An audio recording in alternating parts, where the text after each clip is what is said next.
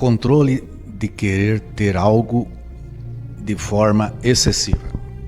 O bom senso, muitas vezes, nós não temos, mas quem está próximo da gente detecta. A gente tem que ser sempre na vida moderado, equilibrado. Isso quer dizer que a gente vai ter um bem viver muito mais intenso do que altos e baixos. E essa vontade de ter algo, esse desejo, a gente tem todo dia. E está tudo certo, não tem absolutamente nada errado. É isso que nos mantém vivo, querer algo. Mas a tratativa aqui é os excessos, os desequilíbrios. Esse que é o problema. Vamos imaginar, dos excessos, a gente quer fazer uma viagem que é muito maior do que nós, em função do tempo que vai levar, em função dos custos, em função de vínculo com outras pessoas, em função de documentação, enfim, é uma viagem muito, muito, muito difícil. E a pessoa encasqueta que quer fazer isso, só que ela faz isso com frequência e muda o tempo todo.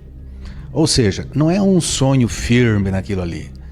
É, digamos assim, uma pessoa que não tem um norte bem claro. Um outro exemplo.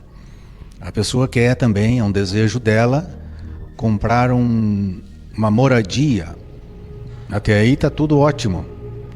Só que ela é ousada a ponto de querer uma coisa muito maior que o tamanho dela naquele momento da vida. Então ela quer ter um apartamento de cobertura de frente para o mar, na praia tal.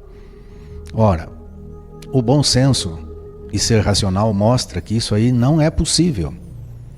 Mas é os excessos. A pessoa é descontrolada. Até exemplos tipo ser livre, liberdade. É descontrolada. Porque ser livre é uma coisa, mas tem regras, tem leis, tem condutas, tem respeito em relação àquela comunidade, sociedade, que também deve ser observado. Então, se não tem essa moderação, esse equilíbrio, ela não vai conseguir ter um bem viver, porque vai se atritar com muita gente o tempo todo. Então a dica é, se as pessoas com uma certa frequência dizem que eu sou descontrolado, desequilibrado, exagerado, então é bom a gente fazer essa autorreflexão que nós estamos aqui propondo. Ver até onde nós temos o domínio da situação. Até que ponto a gente tem uma vida regrada, controlada. O problema sempre é os extremos. É isso que pode ser um problema. E o desejo também irrita muito as pessoas. Eu conheci várias pessoas, situações, que como isso é uma constante, se faz com muita frequência, por muito tempo, ela irrita as pessoas, ela afasta. Por quê?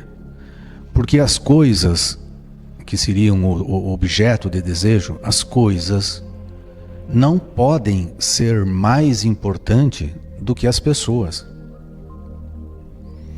E quem está nessa situação de descontrole, ela não consegue ir na frente de um espelho, olhar para si e ver que ela está fazendo isso.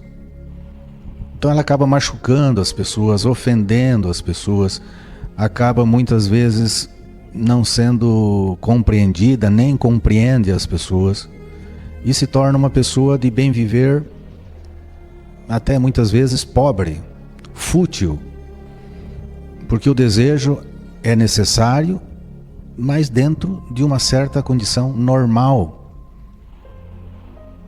Eu não posso sonhar tão alto assim o tempo todo, a vida toda. Eu tenho que ter os pés no chão.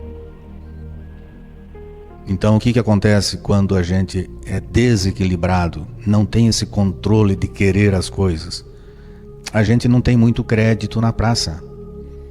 Até para relacionamentos a gente tem pouco crédito. Porque a pessoa diz, olha, essa daí está no mundo, ela viaja na maionese. Essa aí está fora da casinha. É sem noção. E sem noção não é legal. Uma vez ou outra, todos nós fazemos isso.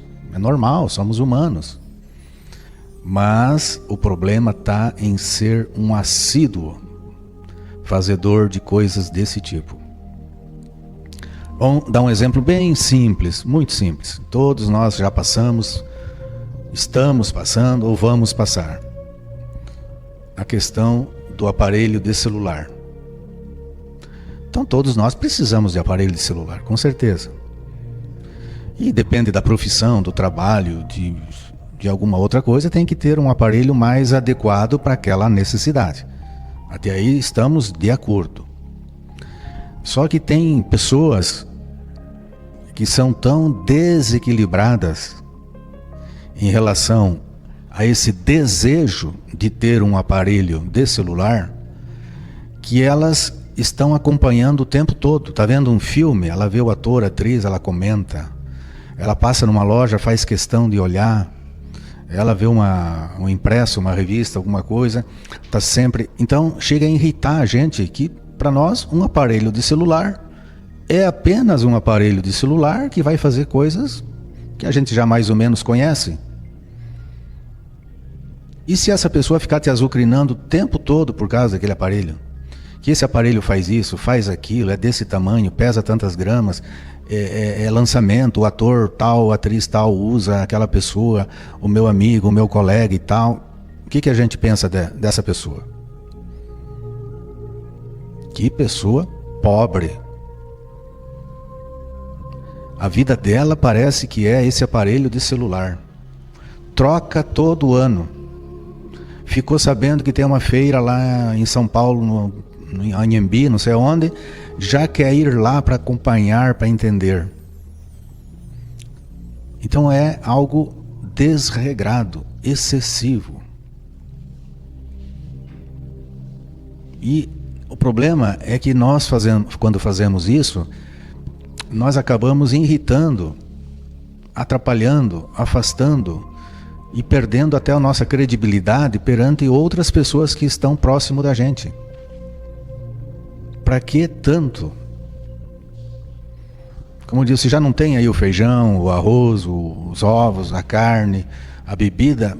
Para que fazer um estardalhaço? Se contentar com o que tem. Vamos melhorar? Vamos, ok, sem problema, tem que melhorar. Vamos comprar um aparelho melhor? Vamos, temos que comprar. Mas por que tem que trocar toda vez que há um lançamento? Então aí aparecem muitas coisas atrás. É a vaidade. E vaidade é correr atrás do vento. Isso vai acabar mal.